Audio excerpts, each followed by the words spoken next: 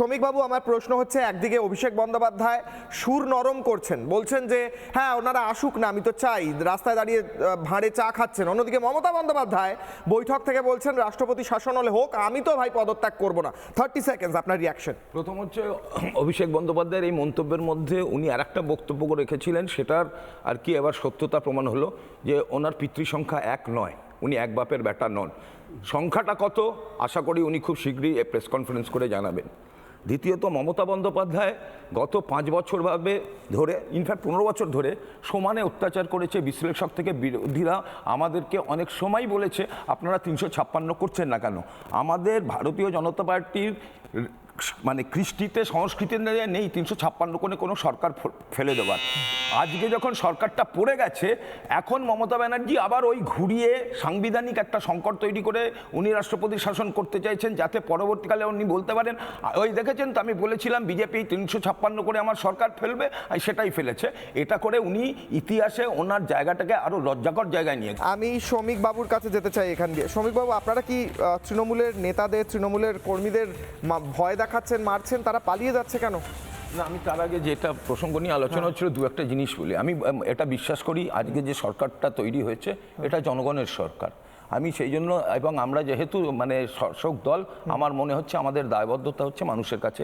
আমি প্রত্যেককে একেবারে নিশ্চিন্ত করতে চাই। বিশ্বাস করুন, আমি যেভাবে আমার দলকে চিনেছি, আমার নেতাদের চিনেছি, এই শপথ গ্রহণ হবে তার থেকে খুব বেশি হলে 15 দিন এই যে হঠাৎ বিজেপি, তারপর প্রচুর লোক আছে যারা দুপুর 12টাতে, 4 তারিখে না, এরকমও আছে ভাই, আমি তোমায় বলে দিচ্ছি যদি খবর নাও।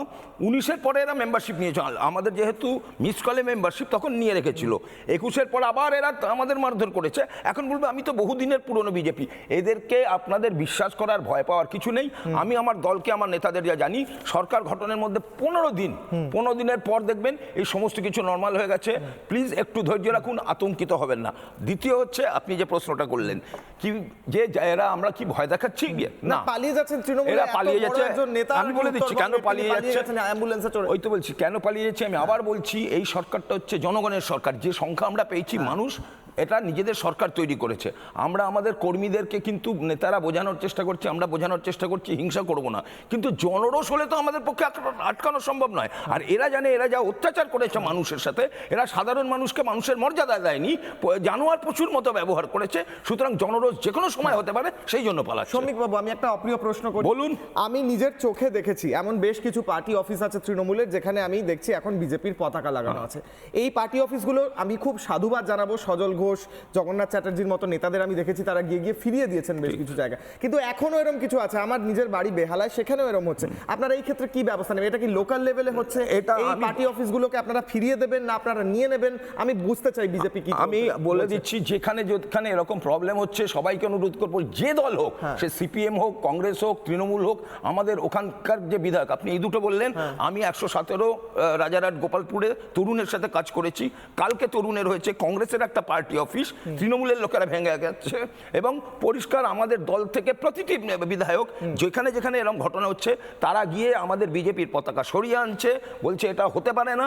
এবং যার যার ভোটার দলীয় কার্যালয়, তাদেরকে আমরা কিন্তু বিধায়করা দায়িত্ব নিয়ে হস্তান্তর করছি। আপনি বার্তা দিচ্ছেন কিশোর অগ্নিবাণ, এই মুহূর্তে 1 নম্বর ডিবেট শো সন্ধ্যে 6টায়, বহু লক্ষ মানুষ আপনাকে দেখছেন।